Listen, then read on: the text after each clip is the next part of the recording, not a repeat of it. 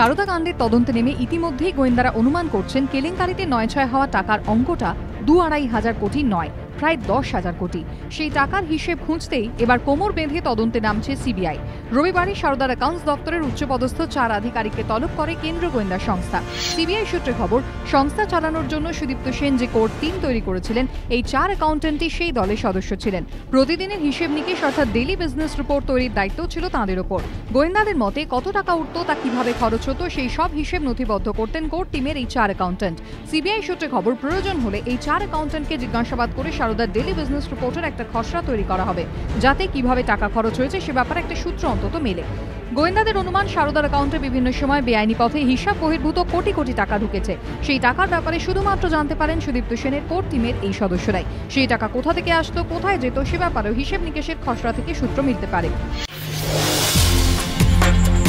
ধূপগুড়ি কাণ্ডে আরো দুজনকে গ্রেফতার করল পুলিশ। ধৃত অনিল বর্মন ও বিজয় বসাক দুজনেই এলাকায় তৃণমূল কর্মী বলে পরিচিত। রানীরহাট এলাকা থেকে রবিবার তাদের গ্রেফতার করে জিআরপি। যদিও এখনো অধরা মূল অভিযুক্ত তৃণমূল নেতারা। সুবিচারের দাবিতে এবার তাই হাইকোর্টে যাচ্ছে নিহত স্কুল ছাত্রীর বাবা। রবিবার বিকেলে কলকাতার উদ্দেশ্যে রওনা দেন তিনি। মৃতের পরিবারের অভিযোগ, শাসক দলের হয়ে কাজ করছে পুলিশ, তাই ঘটনার এতদিন পরেও অভিযুক্ত তৃণমূল নেতারা অধরা। ২রা সেপ্টেম্বর সকালে ধূপগুড়ি স্টেশনের কাছে এক ছাত্রীর দেহ উদ্ধার হয়। পরিবারের অভিযোগ, তৃণমূলের ডাকা সালিশি সভায় বাবাকে মারধরের প্রতিবাদ করায় গণধর্ষণ করে খুন করা হয় তাকে। ধূপগুড়ি পুরসভার ৯ নম্বর ওয়ার্ডের তৃণমূল কাউন্সিলর নমিতা রায়ের স্বামী তথা তৃণমূল নেতা চন্দ্রকান্ত রায়, গোবিন্দ ভৌমিক সহ বেশ কয়েকজন তৃণমূল নেতার নামে অভিযোগ দায়ের করে পরিবার। এফআইআরে ১৩ জনের নাম রয়েছে।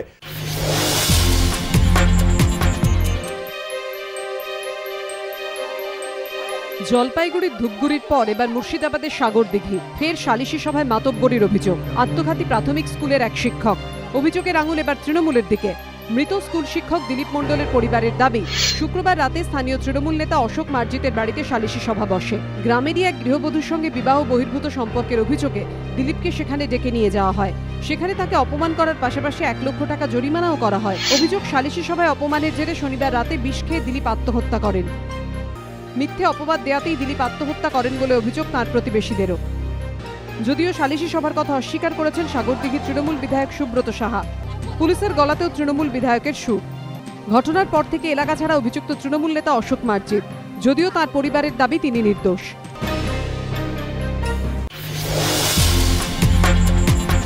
শনিবার রাত প্রায় 12:30 হাজরা মোড়ের একটি রেস্তোরাঁয় তার এক বন্ধুর সঙ্গে যান পার্ক স্ট্রিট কাণ্ডে নির্যাতিতা। উপলক্ষ ছিল বন্ধুর জন্মদিন।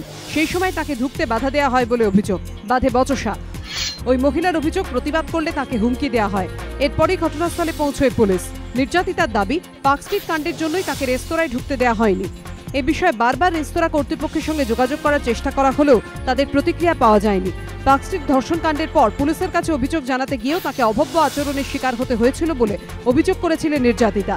বিভিন্ন মহল থেকে তার চরিত্র নিয়েও প্রশ্ন তোলা হয়েছিল। আর এবার কি শুধু নির্যাতিতা বলে তাকে ঢুকতে দিল না রেস্তোরাঁ কর্তৃপক্ষ?